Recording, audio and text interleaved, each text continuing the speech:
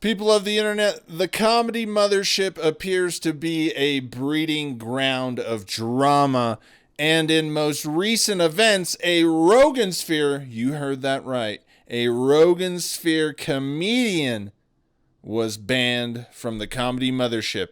And today we're going to learn why that is. Let's go. That woke manager who was canceling men, banning men, I believe that he was part of this. So think about when you say, hey, can you give me the data? Can you give me the facts? And his response is, you're banned for life and you can't even text me anymore by court order. I was asking for clarity and for more information on what I did wrong. I literally said, if you can point to something I did wrong, I will apologize and I will stop.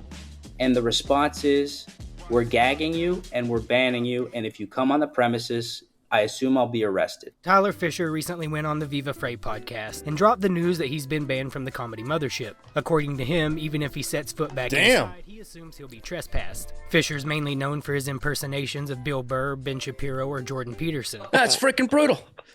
Now, I get home, she's watching Oprah, right? I go, can you watch anything else? Nah, she's brutal. Wrapped his car around a telephone pole because he did not get enough sleep. If only he got a helium sleep mattress, he would not be laying here right now. Use code RIP Greg for 15% off. Clean my damn room before I start trying an impression of Jordan Peterson. Outside of those impersonations, I couldn't tell you one of his jokes. His career had a mini blow-up after appearing on Rogan, which only happened because Rogan heard of the comedian that was suing his talent agency for discrimination. Manager scouted me, brought me in. It's called AGI Entertainment, I think. And he goes, dude, you're a killer. He goes, you got an acting resume? He goes, we're going to get you on Curb Your Enthusiasm, and I was like, okay, maybe this is finally somebody who's got the balls to fight this shit. Months go by, he calls me, and he goes, we hit a snag. He said, we can't have any more white guys, or we're not hiring white guys. We're not representing white guys. And I go, you know where he really messed up? You know when I saw trouble in the water for this guy is, I think people use it in the clips, it's there, is when he was trying to make fun of RFK, and he did the RFK he did the RFK impersonation, and Joe Rogan's like, don't do that. And I knew once this podcast was over, it was only downhill for this guy. Joe Rogan didn't like that because that's the hand that feeds him, that political party. So you can't insult the guys, and he's had RFK. But I think, honestly, this guy's putting all this drama in public, which is going to get him banned from some more clubs, because Joe Rogan has friends in places, right? And so do other comics. It's going to be a rough time for this guy. And honestly, I think he's mad that Rogansphere money is cut off now. Because if you're in Austin and you're a regular at the Comedy Mothership, you're making a ton of cash. You're making good cash. I'm not talking about like Rogan cash, right? But I'm talking about living better than most people money. And he's probably going to lose a lot more money. I mean, the ones in power make your life miserable. Is it company policy? And he goes, yeah. So halfway through the conversation, I take my phone out, because this happened so many times. I was losing my fucking mind. My therapist goes, dude, you got to start recording this. You have to record this. It's happening every month. I got a commercial campaign. They go, you've been replaced with a black woman. He goes, you're the guy for the job. It was like a hosting thing where you got to do impressions. I was perfect for it. They replaced me. So I started, being prepared, and I recorded it, and I got it on tape, and I just... What did you get on tape? What did he say? I got him literally saying, We will not represent white men, and it's company policy. And where were you when you recorded this? Were you in New York? Yeah, I was in New York, so you're allowed to do it. You're allowed to do it. Yeah. I didn't even know that. Do you have to tell them that you're recording? No. Wow. After that JRE appearance, Rogan gave him a regular spot at the Comedy Mothership. Yep. He was on Kill Tony multiple times, and he worked at the Mothership for about a year until he got banned. Apparently, he was banned months ago, but he is just now deciding to go public with it. The problem is you have to sit through the entire episode just to piece together what actually happened. Because when he's first asked why he was banned, he doesn't give a straight answer. Instead, he goes into this vague, long-winded response, blaming it on the woke mind virus, saying the club manager is a leftist, and implying the entire left is out to destroy him. Do you go to the Mothership? Do you go to Rogan's place every now and again? I was banned. Go ahead and explain what the F? Yeah, they banned me from the. I'm kicked out of that club. There's it's the woke mind virus. There's no other way to say it. How do you get banned from? They have to let you know that you're not welcome there. Not only banned, a cease and desist order from the Mothership, from Rogan's Mothership. I'm connecting this to Gutfeld in some way, shape, or form because it happened soon after. Like this wokeism has seeped into the club. The manager of the club, this is the key point, the manager is a far leftist. The manager of his comedy club. Now, Joe opened the club. He doesn't run the club. He's not there watching over everybody. The manager is far left. And a comedian came up to me almost violently, and he said, I just found out this guy is like pro-forced vaccine, pro-masking, like violently anti-Trump, anti-Elon Musk. Well, you know my comedy, right? He said this guy is going to try to get rid of people who he doesn't agree with politically. I doubt the Comedy Mothership. I mean, this is crazy. I don't like, honestly, off the bat, I don't trust this guy. He just seems like he's whining. Even though, it's funny. It's funny that he says it's the woke mind virus. And I was just like, is a Rogansphere this complex, multi-layered thing that you just peel a layer away and you discover something else? Like, how much weirder does the Mothership have to be if what this guy is saying true? That doesn't make sense, but if it is, it's the onion, right? The Mothership is the onion, huh? But I'm not trusting this guy. I'm sure he got banned, but I'm sure it was for him because here's the thing, right? There's all this drama in business like wrapped into this. And if you're going to go on the air and just dump it all out, especially when he's probably at fault, would be my guess. Not defending Joe Rogan. Obviously, I didn't expect him to run that club. He paid for it and owns it, right? They don't ever run shit. I'm sure somebody else is, but he just looks like the guy, just from putting all this out, all this drama out there. He looks like the guy that would cause problems at work. I'm just saying. That's just my thoughts so far. Chip's manager is out targeting comedians based off their political beliefs. Joe and Tony are at the top of the food chain there, and they're as far right as it gets. If political leanings were the issue, half the lineup wouldn't even be on stage. And honestly, it's not a great look to keep building your entire career around being canceled. This is the third major breach he's torched with an employer. First, there was suing his talent agency for discrimination. Then between that and the Mothership came his fallout with Greg Gutfeld. Tyler used to be a regular on Gutfeld's show until earlier this year when he tweeted, "After almost 2 years, I will no longer be on Gutfeld Fox TV show. Sadly, they have gone full woke and kicked me off for a reason that is beyond hard to believe. What was my woke crime? I asked an employer out for coffee." So it does feel a little weird that he claims Gutfeld banned him for just asking a coworker out for coffee, because later in the same podcast he admits he was mentioned in the T app for hitting on women at the Mothership. Have you heard of the app called T? Did you see that whole scandal? A comedian puts a post about me on there. A fake post, nothing even criminal. Just said that I hit on women at the comedy club. I hit on women. You saw me do stand up? Yeah. After the show I stand outside. I follow me on Instagram. I take photos. To me, it sounds less like woke cancel culture. You know, this is exactly what we were talking about in the video with Shane Gillis having that big argument at was it Misty's, or I don't know, the bar on the mothership, right? And how that guy was loading all this drama on the internet, right? And insulting people and never attempted to reach a middle ground. And basically he's arrogant. He's full of himself and he thinks he's always right and in the right. And I told you that those things don't end up well.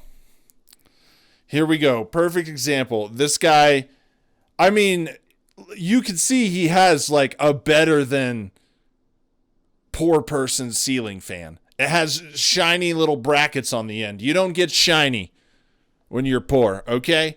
So he's doing okay because he's got a semi-decent ceiling fan. And I mean, I'm sure he was living great. I mean, a regular gig for 2 years on Fox, a regular, like multiple different gigs at the mothership for a year. Probably doing his own comedy shows, you know, YouTube, social media, revenue. So he's living good. And this guy, he just ruined it all. And it's hard when you're in that mindset and you're always the victim and you never want to acknowledge your faults or how you push buttons. And a lot of times you can't even see your faults because the things you did to cause these problems, right? You, at the time when you were doing those, thought they were right. So, but he still kind of knows because you got to have somewhat of an inkling of a feeling where you got no more jobs. You got to have a realization.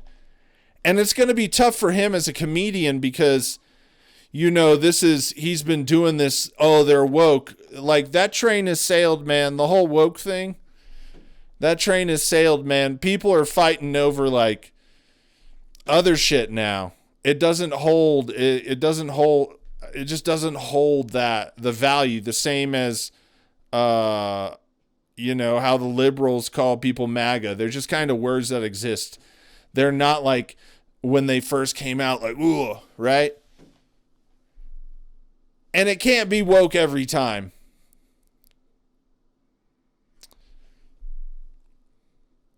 Damn. It's just sad because this guy's going to have it hard until he figures it out. I see this a lot, man. You know, you go through this shit, you eat shit like this, and you watch these videos, and a lot of the internet wants to be angry and call people names and tell people they're stupid for what they think and stuff like that. But lately, I don't know if I feel like it's the end of the world coming, so I'm reflecting more and a little less judgmental than usual, right? And I'm just seeing, man, it's sad. We kind of all do the same stupid shit. And I mean, I'm looking at this guy's stupid shit, then someone's looking at me, seeing my stupid shit that I'm doing right now. I wish we could all just have a big music festival. That's what I was trying to get at. It'd be a way better way to pass time on this earth. Anywho.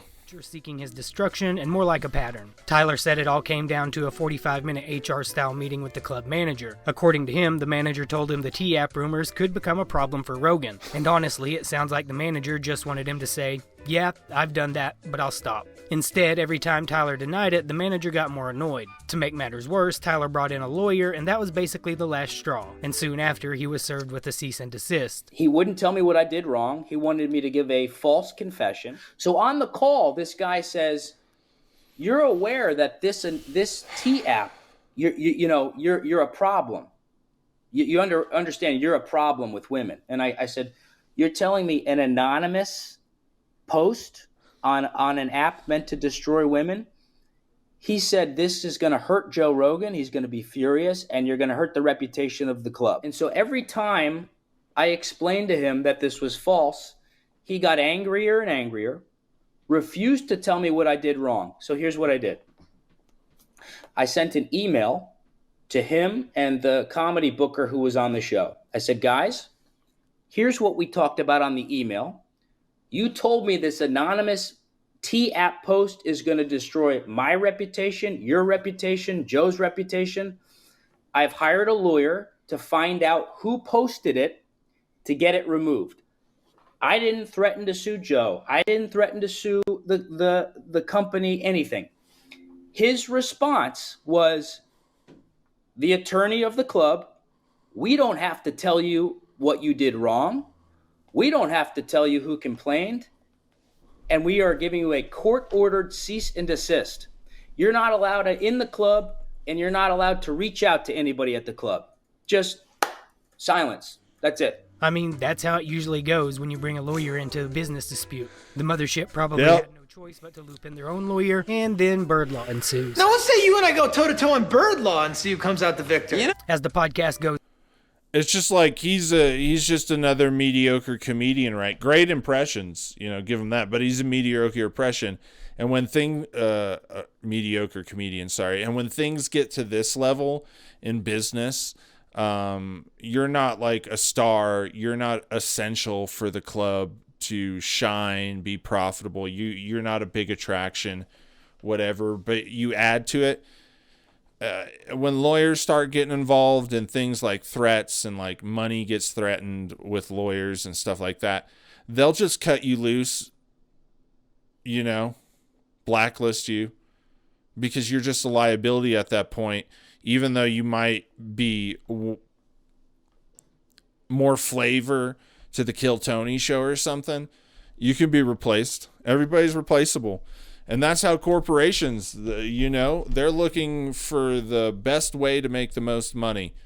And when you become a liability, you're threatening their money and they're going to cut you loose.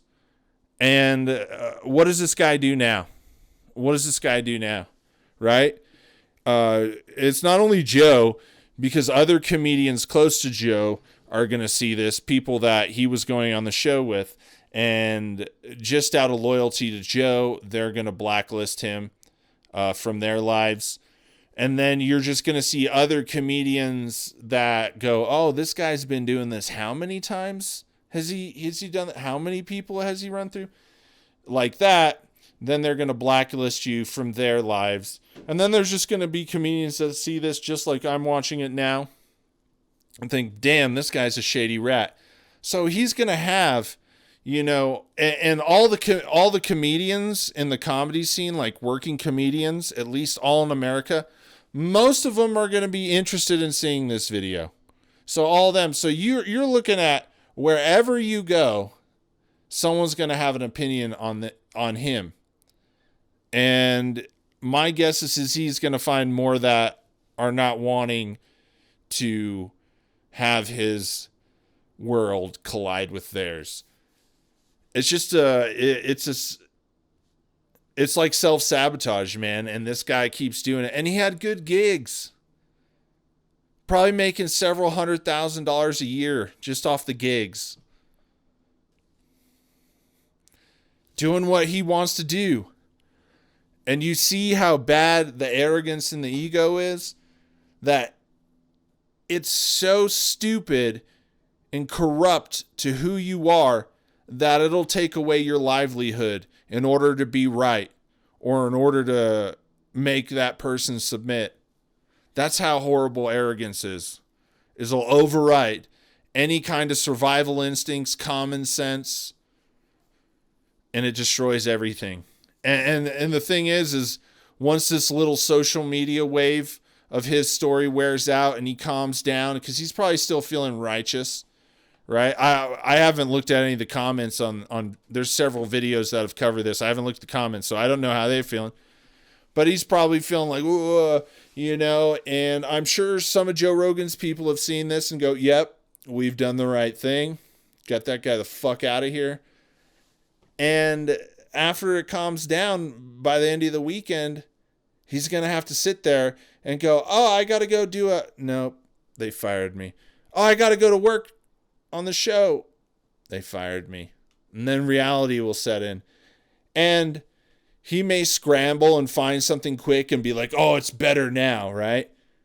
But most likely it's going to get hard because this is the really hard part. Because now when you go to try and book a set or get on, a variety show at some comedy club or whatever podcast at the comedy club, people are going to be like, oh, and then the rejection is going to set in. And then the next thing you know, you see him on the corner asking for change. If you don't figure it out, that's where this is headed. On, the picture starts to come more into focus. It seems like Tyler could have ended this mess and probably kept his spot if he just de-escalated. Instead, he fought back, as it seems that's what he's been programmed to do, and to blame woke cancel culture. He did take some solid advice from comedians at the Mothership and called Joe. It seems like all Joe really wanted was for Tyler to admit what he did and agree to fix it moving forward. But Tyler kept refusing to own up to what they were alleging, and at some point, even Joe snapped. The complaint was hitting on women aggressively. That was how again, the woke shit. You hit on women aggressively. I said, what does that mean? What is He couldn't define it. You have to understand the woke. You gotta be.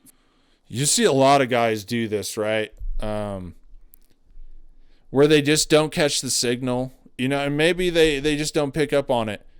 But what they're trying to say is women don't like what you're doing, so much so that they're telling other people that you're a problem.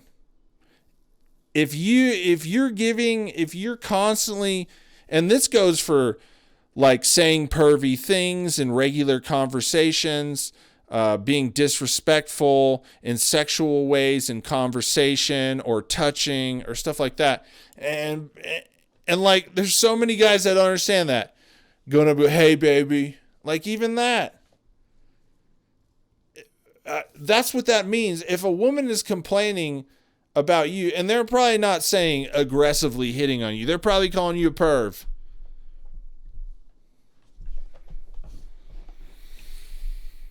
Lord, life is tough, man. It's tough for this guy.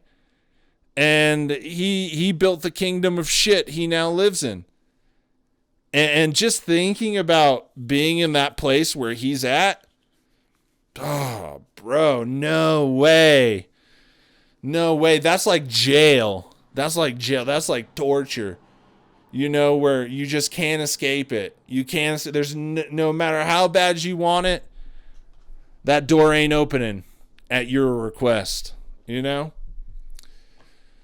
God, and he thinks by airing out all this drama, like all these people are coming to his aid. I haven't read the comments. It's just not something I do. I just watched the video.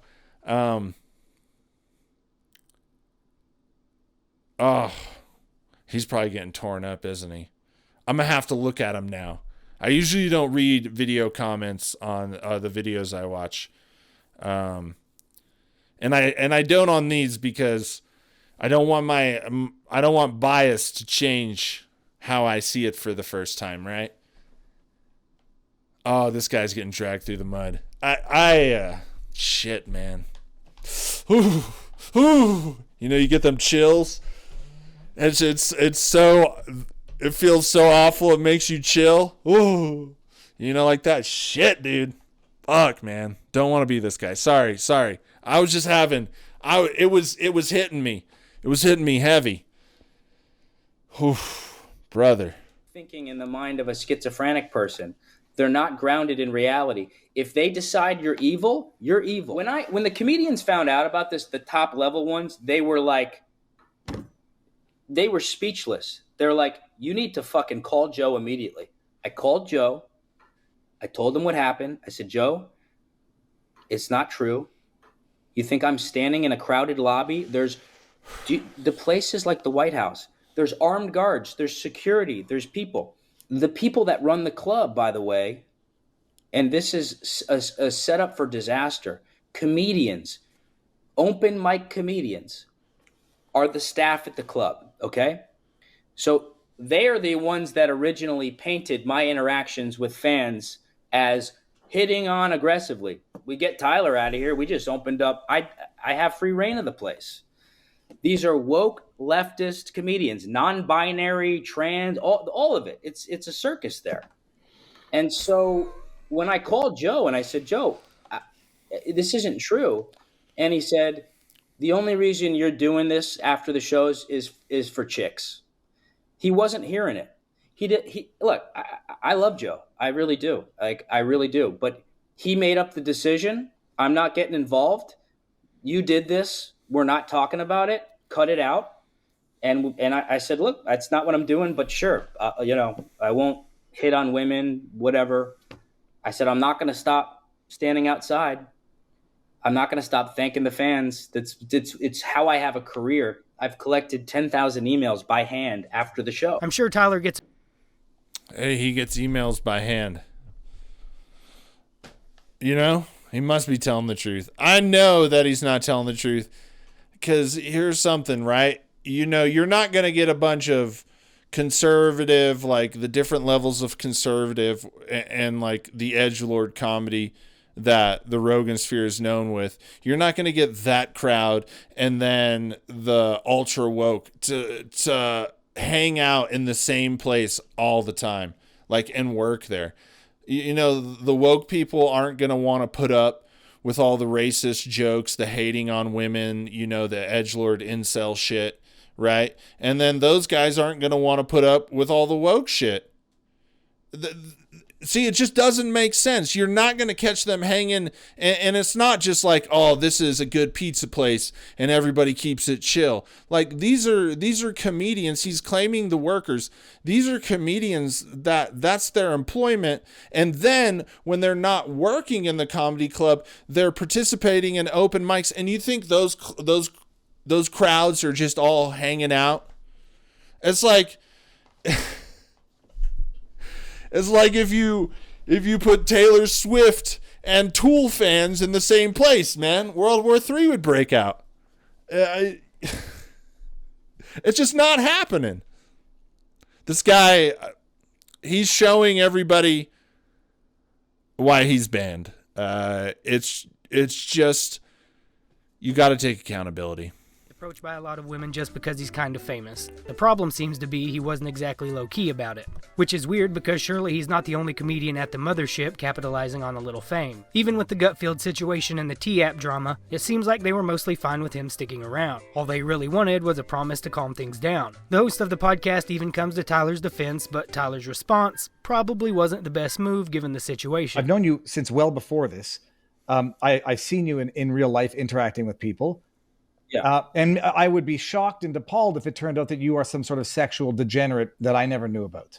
I'm a very sexual person. You know, like, I love sex. I love women.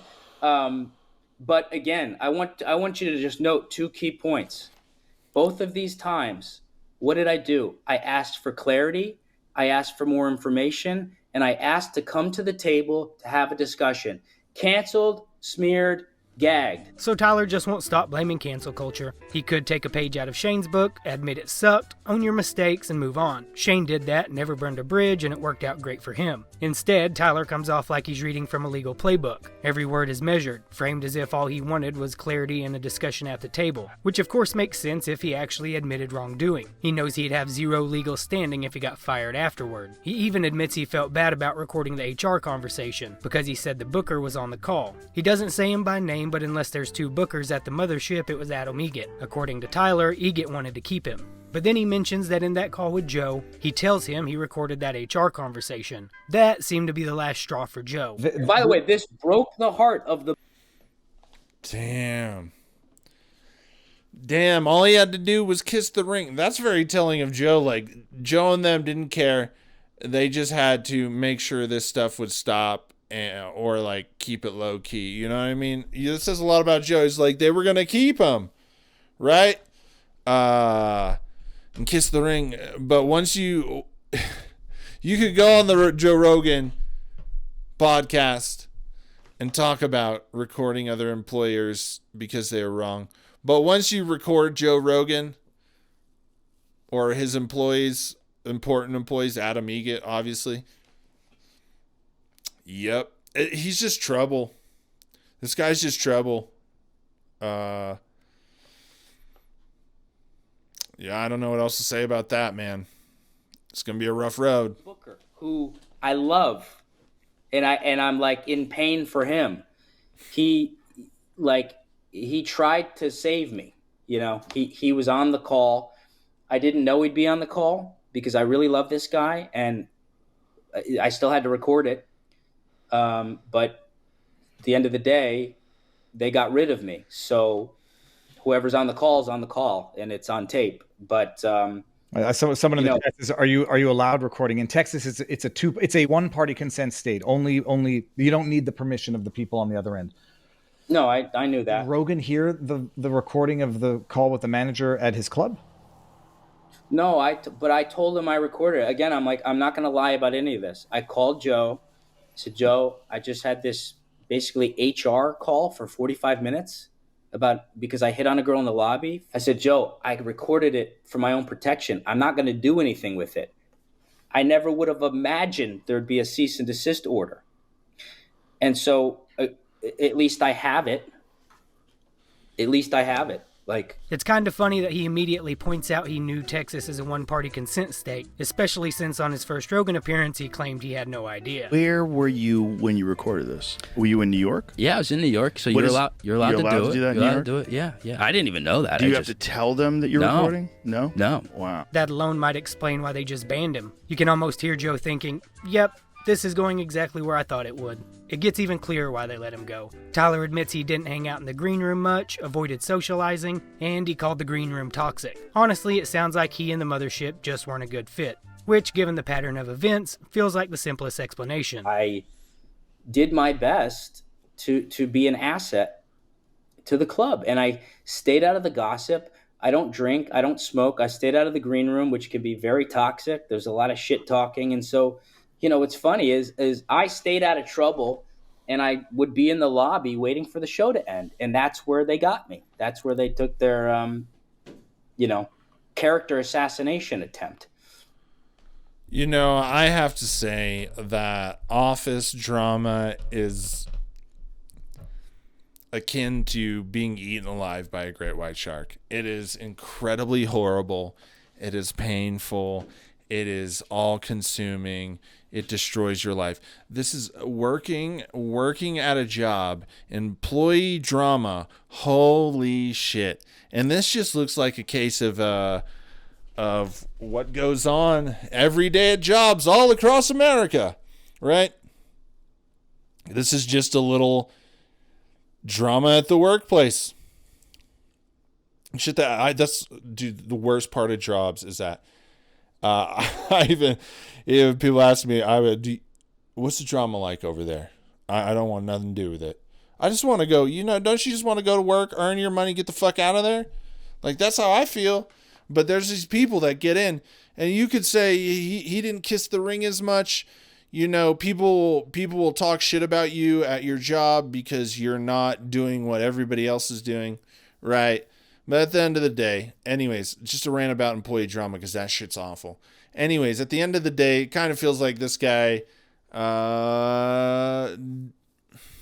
didn't play ball, and he caused a lot of trouble with all this stuff, and he fought back, and at the end of the day, they've got the power and you don't, and he got banned. I think this guy's not good for people right now because seems to have a pattern of it, and all links back to that ego. But let me know what you think in the comments. Peace. Don't stay.